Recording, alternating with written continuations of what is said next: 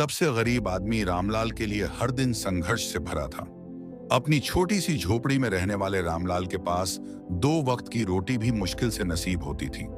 लेकिन एक चीज जो उसे सबसे खास बनाती थी वह थी उसकी ईमानदारी। एक रात जब पूरा गांव गहरी नींद में था, किसी ने रामलाल के दरवाजे पर दस्तक दी। उसने दरवाजा खोला तो सामने एक अजनबी खड़ा था। गहरी आंखें, लंबी दाढ़ी और फटे हाल कपड़े। उस आदमी ने कांपती आवाज में कहा, भाई मैं मुसीबत में हूं, क्या तुम मेरी मदद करोगे?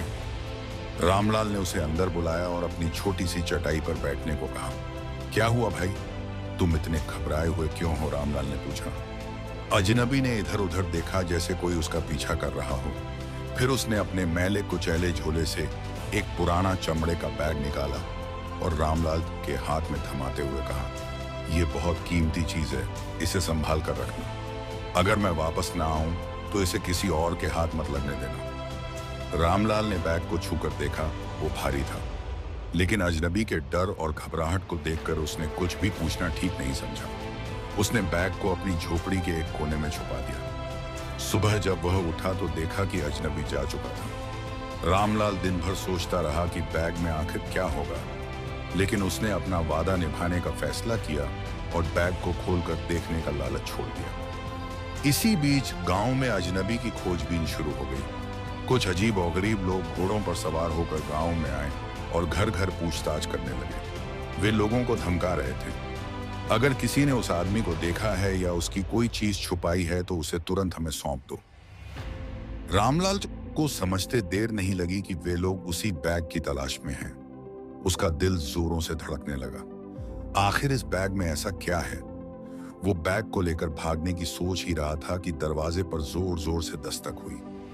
बाहर वही खतरनाक लोग खड़े थे। सुना है कि तुमने किसी अनजान आदमी को अपने घर में जगह दी थी, उनके नेता ने कड़कती आवाज में पूछा। रामलाल ने डरते हुए सिर हिला दिया। हाँ, वो आया था, लेकिन सुबह होते ही चला गया। क्या उसने तुम्हें कुछ दिया? रामलाल ने झूठ बोल दिया, नहीं, उसने कुछ भी नहीं दिया।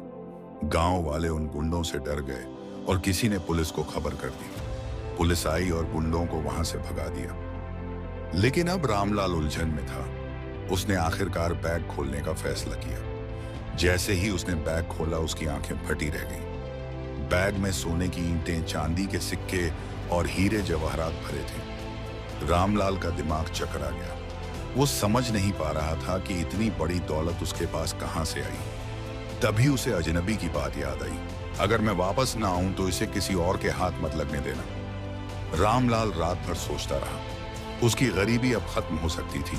वह गांव का सबसे अमीर आदमी बन सकता था। लेकिन तभी उसे एहसास हुआ कि यह दौलत शायद किसी की अमानत है। सुबह वह खुद ही पुलिस के पास गया और उन्हें पूरी कहानी बता दी। पुलिस ने जांच की तो पता चला कि वो अजनबी एक मशहूर व्यापारी था जिसे डाकुओं ने लूटकर जंगल में फेंक दिया था। वो किसी तरह बचकर भागा और अपनी दौलत रामलाल के पास छोड़ गया था। व्यापारी की फैमिली ने जब ये सुना तो उन्होंने रामलाल को ढेरों इनाम देने की पेशकश की। लेकिन रामलाल ने कहा, मैं अपनी ईमानदारी से ही खुश हूं। दौलत का सुख कुछ पल का होता है, लेकिन सच्चाई की खुशी जीवन भर रहती है। व्यापारी ने खुशी खुशी रामलाल को बहुत सारा धन दिया और उसे अपने व्यापार में साझेदार बना लिया। कुछ महीनों बाद गांव में एक साधु आया। उसने रामलाल को देखा और मुस्कुराया। तूने लालच नहीं किया, इसलिए तुझे असली दौलत मिली। रामलाल ने साधु को ध्यान से देखा। वो कोई और नहीं, वही अजनबी व्यापारी था जो अब सन्यासी बन चुका था।